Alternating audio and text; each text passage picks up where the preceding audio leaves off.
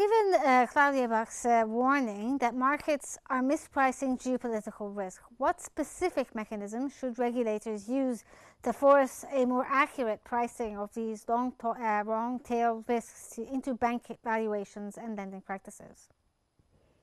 Thank you for your question. The problem is by the time, for example, Bank of England or other regulators collect their data is usually 3 months behind the curve. And by the time they analyze it and they bring out their analysis, it's like 4 months behind the curve. So you always have that issue with the institutions, whether Bank of England or other institutions, regulators, when it comes to actually predicting what is happening. But the best indicator is actually the companies who are working, whether in different sectors, manufacturing or services. They could immediately tell you what the market is like immediately. But then the system is not designed to actually work or be in communication with these companies and give immediate, everyday news about what is the state of economy is. Well, sir, now that public debt is at an all-time high, could this possibly limit future government bailout capacity? And does this fundamentally change the idea of too big to fail banks? And should capital requirements be made even more stringent as a result, so that we don't see, the crash we saw in 2008? Well, if you look at the crash in 2008, it was one-off event. And if you have to go back to something like 1929 to have a similar effect.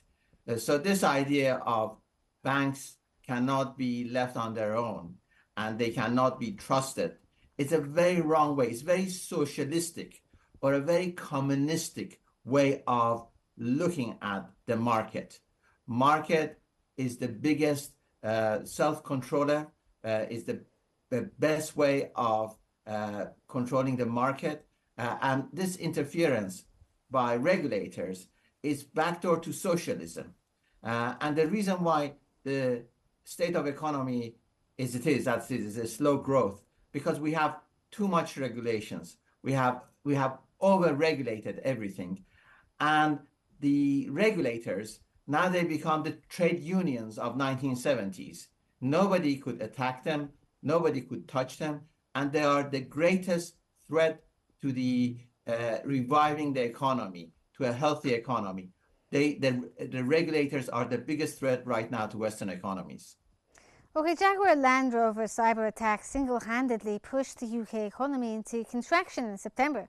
Does this expose some sort of vulnerability in the national economic security? And what should the core components of the government strategy use to shield industries like the automobile industry from such attacks? I think that's an over-exaggerated threat again by politicians. The biggest threat right now to the manufacturing is high energy cost. The UK energy cost is much higher than anybody else. And there is you cannot see in future access to cheap energy for any UK manufacturers. That's why people are reluctant to come and invest in the UK. And if you look at the investment in the UK, there is a lack of private investment in the UK because of over-regulation. So the government has to do the investment, and they call it public investment. So all the government needs to do is deregulate the economy, and you would have lots of private investment in the UK. But Rachel Reeves or Labour government, they don't believe in deregulations. So they have to do the investment. And the only way they can do it is through public investment. And that means taxing people for investment, while there is plenty of private money that can be invested in the economy. But then again, the over-regulations kills that.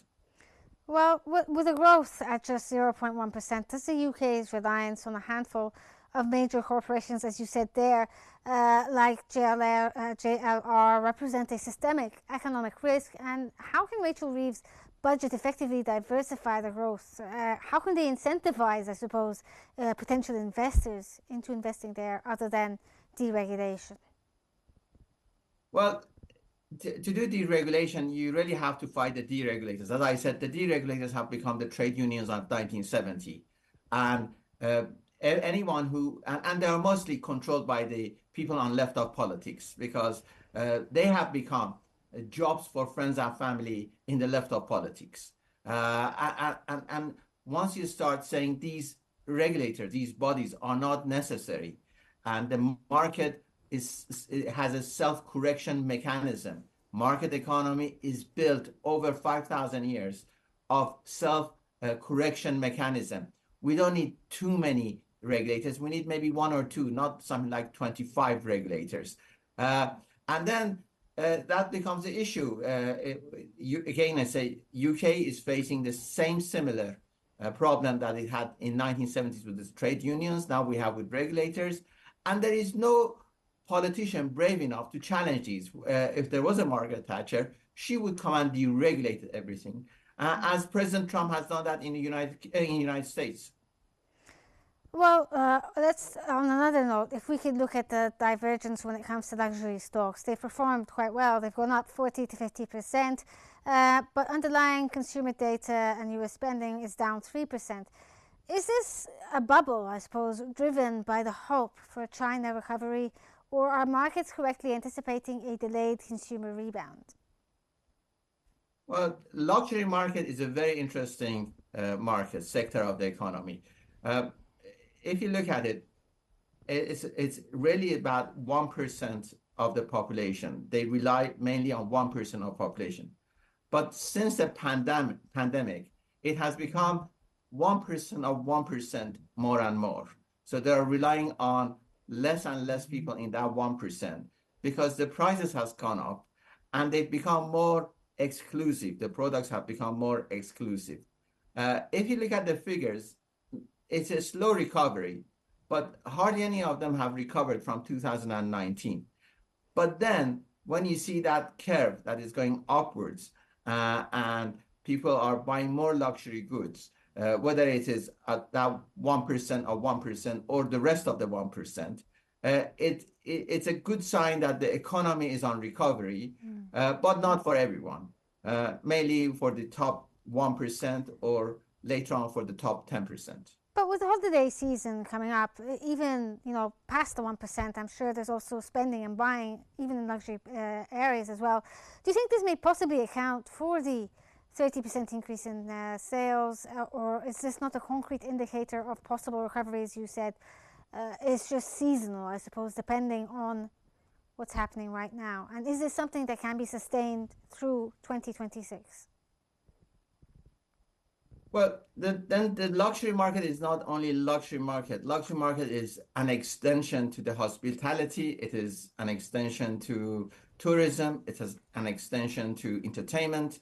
So we look at it as an indicator, and as we see, it's improving right now. So hopefully the hospitality, the tourism, and entertainment and other sectors would improve as we see the signs. But then again, it is the trickling down. So at the moment, there's lots of money on top.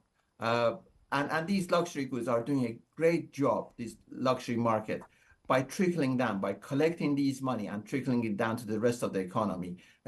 Luxury markets are vital part of collecting money from the richer part of the society and bringing it down to the rest of the society.